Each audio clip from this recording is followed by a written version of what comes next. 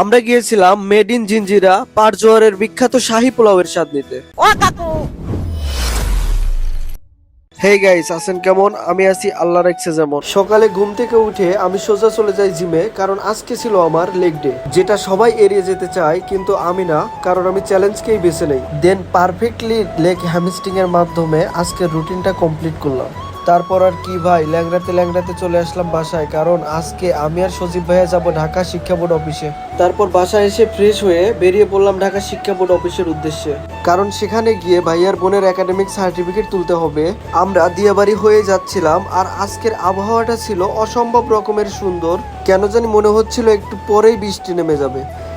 এরকম একটা আবহাওয়ায় দিয়াবাড়ির পরিবেশটা সত্যি মন ছুঁয়ে যাওয়ার মতো লাগছিল।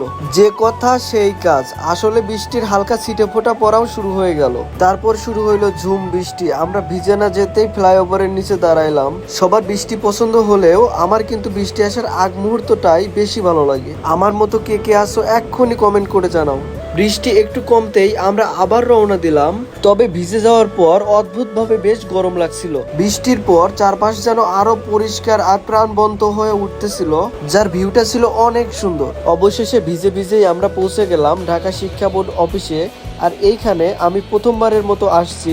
আলহামদুলিল্লাহ অল্প সময়ের মধ্যেই আমরা কাজটা সেরে ফেলতে পারছি। তারপর আমরা শিক্ষা বোর্ড অফিসের চারপাশে একটু ঘুরে ঘুরে দেখছিলাম। এইদিকে দুপুরও হয়ে গেছে, ভাবলাম লাঞ্চটা কোথায় করলে ভালো হয়। আমরা ম্যাপে দেখলাম এইখান থেকে পারজোয়ার শাহী পোলাও ঘর যেতে মাত্র 21 মিনিট লাগবে, তাই আমরা সিদ্ধান্ত নিলাম ওখানেই আজকে লাঞ্চটা কমপ্লিট করব।